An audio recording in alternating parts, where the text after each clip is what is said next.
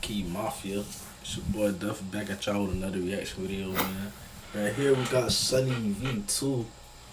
He finna be showing us where the Chris Hansen Predators are today. Man, let's get straight into this shit. Let's see what these sick fucks at right now, man. It's crazy cause like they'll give a nigga that's selling drugs like life in prison, bro. But these motherfuckers get out and go do the same shit. Fucking with these little ass girls, bro. Like, that shit is crazy. That shit don't make no sense. Like, this shit really backwards, bro. But yeah, bro. We gonna see what these motherfuckers at today. Yeah, it's supposed to be in jail, but this video will cover exactly what happened to the six most notable creeps from Hansen vs. Predator. And we're going to begin by talking about Mike Manzi, who's had his life pretty much ruined as a result of the I'm Chris Hansen, No You're Not episode. But they like do be fucked up though, because everybody know they has. Gotta watch out for them boys. Simply making sure that the 13-year-old girl was safe inside her house. After desperately attempting to leave, Mike was arrested, taken back to the police station and interrogated for approximately 35 minutes. After which the episode ends with the explanation that because Mike's discussion was pretty clean prior to the meetup, he was only sentenced to 3 years probation, meaning that he avoided any time in prison and wasn't registered. See, he got probation, but he ain't go to prison. Like, why cuz, like, come on, bro. Like, they should get more than that, bro. Like, they should get jail time for that shit. Like, it shit not cool, bro. But he got 3 years of probation. That's straight, but he's still out here. He still can fuck with kids. Like, what the fuck? Nigga sick. Ever since the episode went live. In late 2021, a conversation was leaked with one of the show's editors, who explained that the head of security, Ron Knight, was actually Mike Manzi's uncle, and that there is a part that never aired where Manzi is insisting to Knight to let him go because he's known Manzi since birth. That's his uncle? Manzi made such an effort to convince the crew to let him leave peacefully, yet his uncle told Manzi the best thing he could do is go through the garage and remain silent, which Manzi obviously didn't do. As a result of the episode, Mike now hates his uncle, which has more than likely led to the decline of Manzi's other family relationships. That was his uncle, bro? The most interesting thing revealed in the message exchange was that Manzi was an avid watcher of TCAP back in the day, which explains why he recognized Chris Hansen immediately. Bro, if my uncle doing that shit, I ain't showing no sympathy for that motherfucker, bro. That's not my uncle no more. Ain't nothing. Or my nephew. Nigga tripping, bro. I don't give a fuck if he family. Like, fuck all that shit. You a sick nigga. You need to go to jail. I don't fuck with you. Under a different name, where a Reddit user was able to get this picture. Cause imagine you got kids, not here around your kids. Like, you don't know what the nigga will do. Very often, and that Mike actually seems like a very chilled out dude.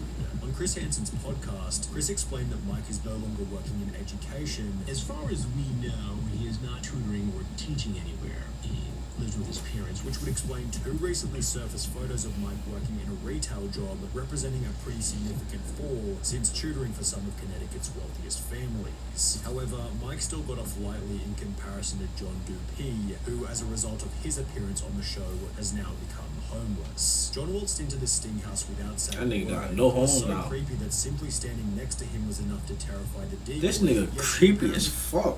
Hold on, man. Let me go get a jacket. I'm getting cold in this bitch.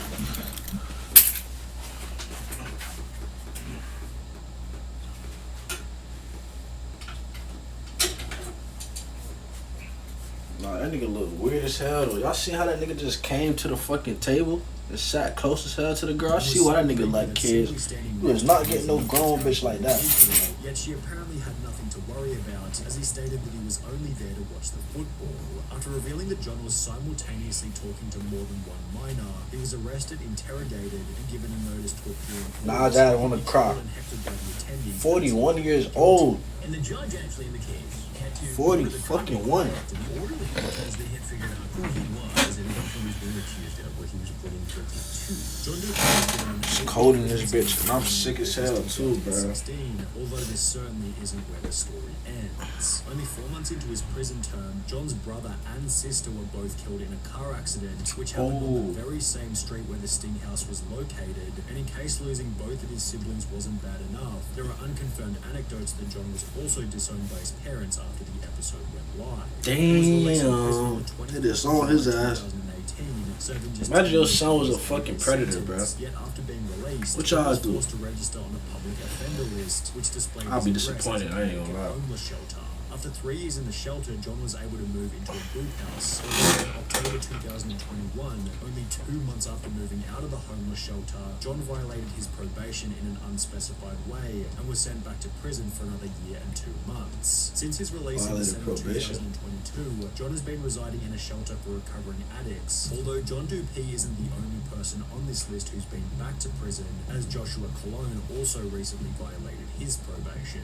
Joshua was the New York plumber who locked the door behind him after entering the Sting House, stating that his biggest nightmare was ending up on a Chris Hansen Bro, it could be anybody, like, you never know.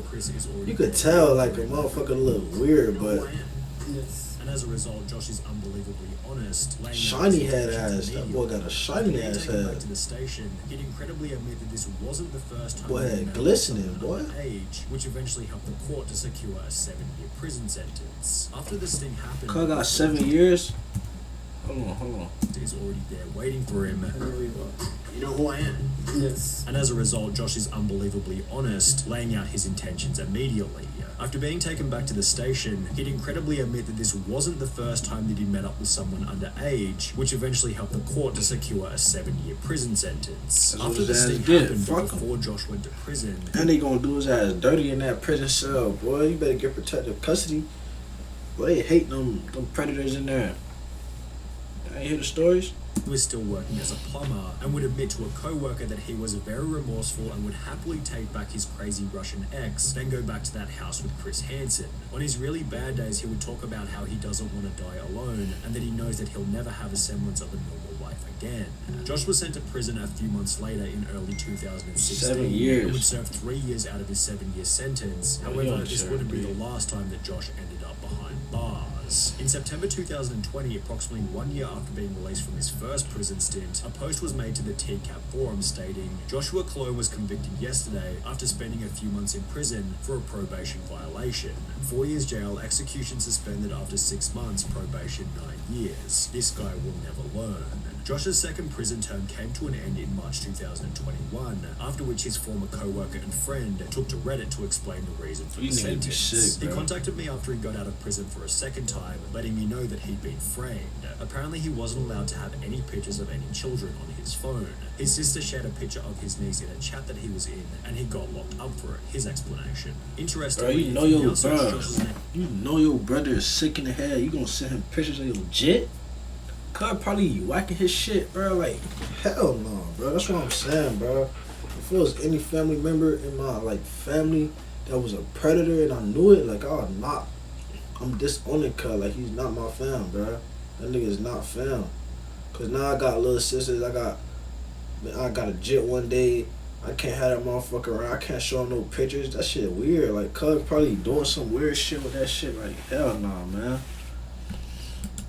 Name on an inmate search engine, it states that Joshua Cologne is, or was recently, an inmate currently at the Connecticut Department of Corrections, CTDOC, located in Wethersford, CT, leading many to believe that Josh is now back in prison for a third time. But what happened to the wealthy accountant who Chris recognized from the train? His name was Charles Lawrence, and after walking into the Sting House, the following exchange occurred. Now, Chris, what are you doing here? But this is the first time I've caught anyone who I know. After which Charles was arrested and taken back to the station for an interview. Throughout the interrogation, Charles made the hilarious claim that, because of his poor eyesight, he read the decoy's age as 18 instead of 13. Cuz fucking smart. He try to play it slick. Cause you know how three look like 8 a little bit, like. But sometimes an 8 go like this. But if you make an 8 like with 2 circles, it look like a 3. Like it cut in half, look like a 3. But nah, that shit ain't gonna slide, dude. Nigga knew what he was doing. However, the judge wasn't dumb enough to buy this excuse. Producers, if you struggle talking about he thought it was 18, yeah. Then you have to check out. You got the 3 confused with the 8. Not that blind, my boy. 2 years in prison, which he served between June 2016 and June 2018. Whilst in prison, the Association of International Certified Professional Accountants, under which Lawrence was employed, confirmed that Mr. Lawrence's AICPA membership was terminated effective May 25th, 2017, because of a final judgment of conviction for a crime punishable by imprisonment for more than 1 year. Chris also mentioned that Charles had a second job as a commercial real estate agent, and after finding Charles's LinkedIn, it states that he's the president of a company called Lawrence Real Estate Enterprises Inc., which is still active today and lists Charles as the company's CEO. However, Chris did mention on his podcast that Charles had some issues with keeping his license. I'm not clear as to whether or not he's still involved in commercial real estate. There was an issue with his license after his conviction, after he pleaded guilty. Although even if he was able to, it's unlikely that Charles would get much work these days given his reputation. In May 2021, a post was made to Reddit explaining that they saw Charles Lawrence living in an over 55s complex, which has been confirmed as true after looking up the address listed on his public offender registry.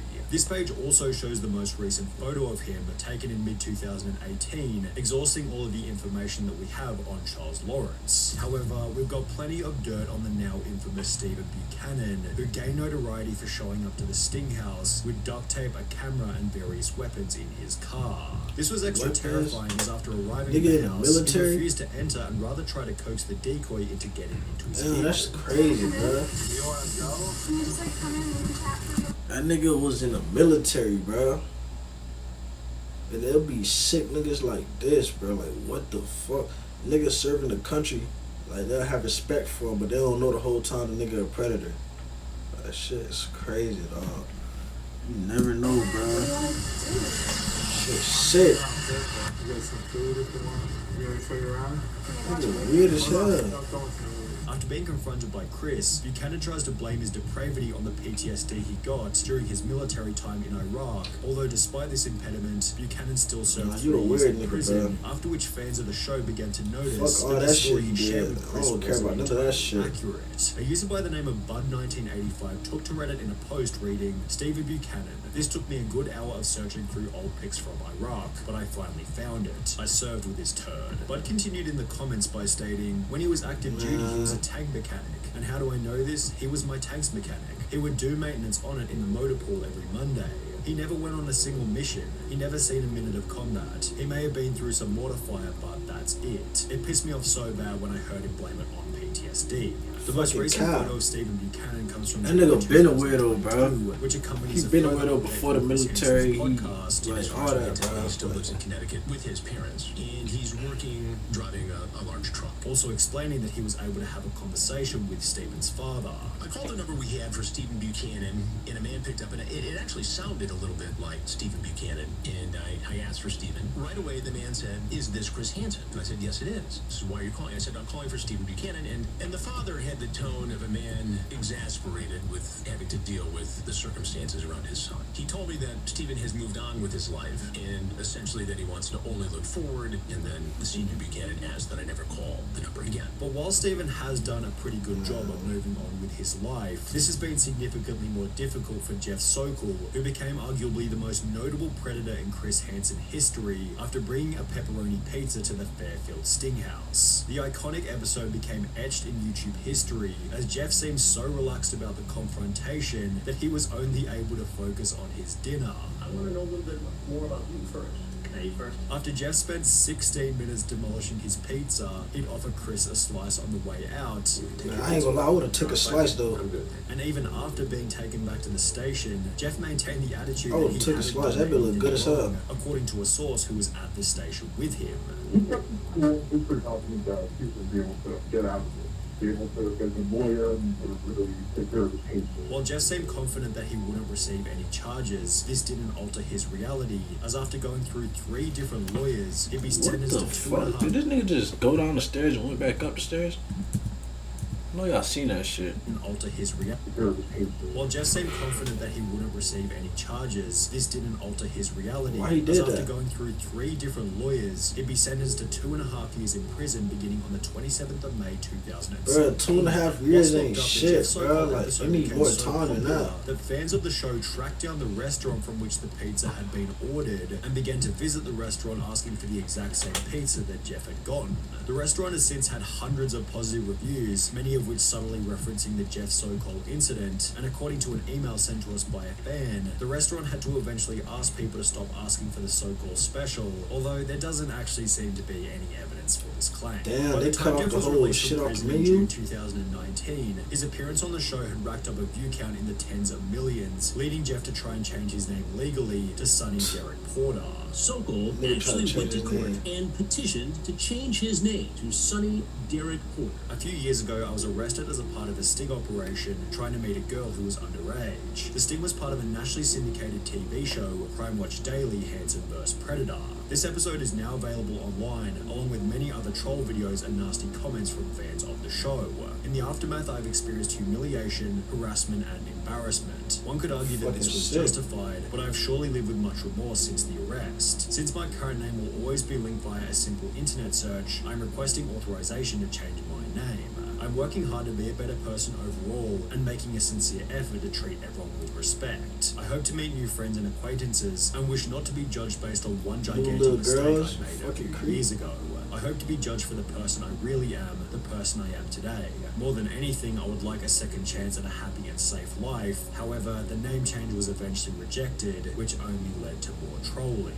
It was then discovered that Jeff had been forced to sell his apartment, and according to this Reddit comment, which isn't the best evidence, Jeff moved in with his parents in blank. It seems like he comes from a pretty affluent family, so he probably just mooches from his parents and stays low-key. The most recent photo of him comes from early 2021, which unfortunately marks the final piece of information we have on Jeff Sokol, because despite being one of the show's most notable people, he certainly kept one of the lowest profiles.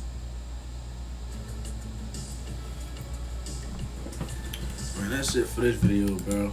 But yeah, man, let me know if y'all agree with me though, bro. These predators need more time in jail, bro. Like, this shit don't make no sense, cause they fucking up children's lives, bro. That shit not cool, bro. I think they deserve more time than that. Like 2 years, 3 years, they could get out and go do the same shit. Like, but hey, man, that's just how this shit works, man. I guess.